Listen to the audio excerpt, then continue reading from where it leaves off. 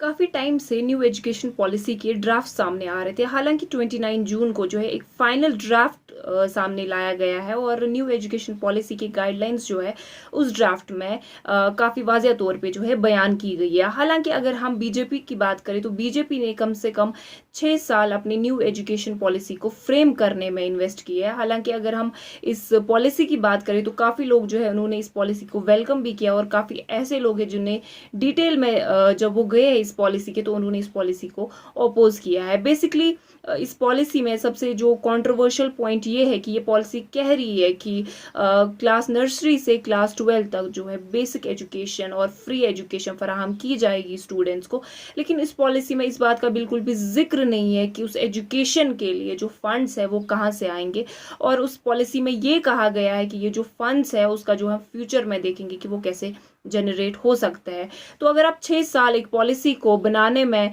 इस्तेमाल करते हैं, इन्वेस्ट करते हैं और फिर आप जो है पॉलिसी को सामने लाते हैं और उस पॉलिसी में साफ और वाज़ेह तौर पे ये लिखा होता है कि फंडिंग कैसे जनरेट होगी उसका हम फ्यूचर में देखेंगे, तो ये जो पॉलिसी है अपने आप में एक इनकम्प्लीट पॉलिसी है।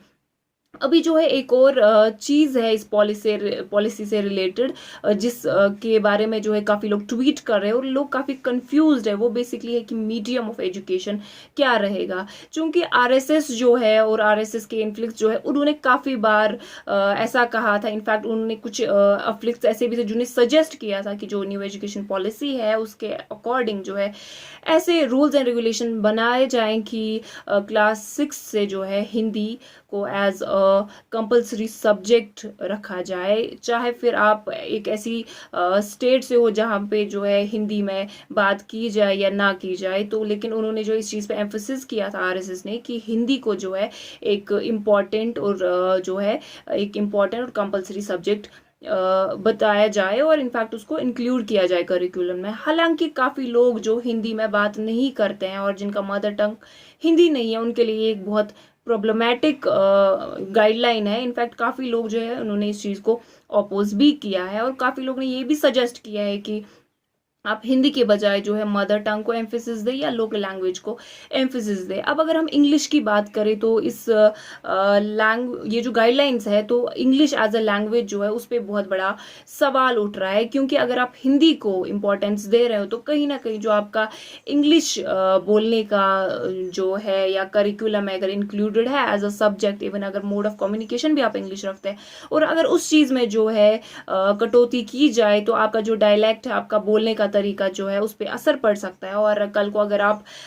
बाहर की यूनिवर्सिटीज़ में जाते हैं या इवन जॉब के लिए आउटसाइड इंडिया जाते हैं तो ये काफ़ी प्रॉब्लमैटिक हो सकता है आपके लिए। और सबसे कंट्रोवर्शियल बात जो इस पॉलिसी को लेके अभी सामने आ रही है और इस बारे में जो है लोग सोशल मीडिया पे ट्वीट भी कर रहे हैं और वो ये है कि ये जो है एक फ्रेमवर्क ऐसा बताया जा रहा है कि ये एक इनिशिएटिव है जिसमें जो आप एजुकेशन है उसको सेंट्रलाइज कर रहे हैं। बेसिकली हिंदुस्तान में, इंडिया में ये एक जो है एक मूवमेंट स्टार्ट हुआ था, स्टूडेंट मूवमेंट जिसको हम कह सकते हैं कि अगर हिंदुस्तान भर में कहीं पे भी कोई भी प्रॉब्लम होती है तो स्टूडेंट बॉडीज जो है उस चीज़ पे सवाल उठाते हैं या प्रोटेस्ट करते हैं। और जब आप एक जो आप एजुकेशन सिस्टम है उसको आप एक सेंट्रलाइज्ड बॉडी बनाते हैं और ऐसा करते हैं कि ये जो है एक इंस्टीट्यूशन बनता है और एक बॉडी जो है इस चीज़ को हेड करती है और कल को अगर आपके कुछ मसाइल हैं तो वो सेंटर के अंडर आ जाता है और आपके जो कुछ भी डिसीजंस वगैरह वो खाली एक बॉडी जो है सादिर करती है और without consultation of other bodies. और सबसे इम्पॉर्टेंट चीज़ और इनफैक्ट एक फ्लॉ है वो न्यू एजुकेशनल पॉलिसी पे, वो है हायर एजुकेशन का। हायर एजुकेशन में बेसिकली आपका रिसर्च और इनोवेशन इन्वॉल्व है और आपको ऑब्वियसली रिसर्च और इनोवेशन में जो है आपकी फंडिंग वगैरह होना चाहिए, इन्वेस्टमेंट होना चाहिए। देखिए एक तरफ से आप जो है मेक इन इंडिया की बात करते हैं और एक तरफ से अगर आप चाइना के साथ compete करना चाहते हैं तो चाइना जो है अपने रिसर्च और इनोवेशन में काफ़ी इन्वेस्टमेंट्स करता है, इसीलिए वो इतनी बड़ी कंपनीज बनाने में कामयाब हुए। हालांकि इंडिया में अगर हम देखें तो रिसर्च और इनोवेशन में काफ़ी कम पैसा लगाया जा रहा है। इनफैक्ट रिसेंट सर्वे के अकॉर्डिंग अगर हम देखें तो अभी के टाइम पे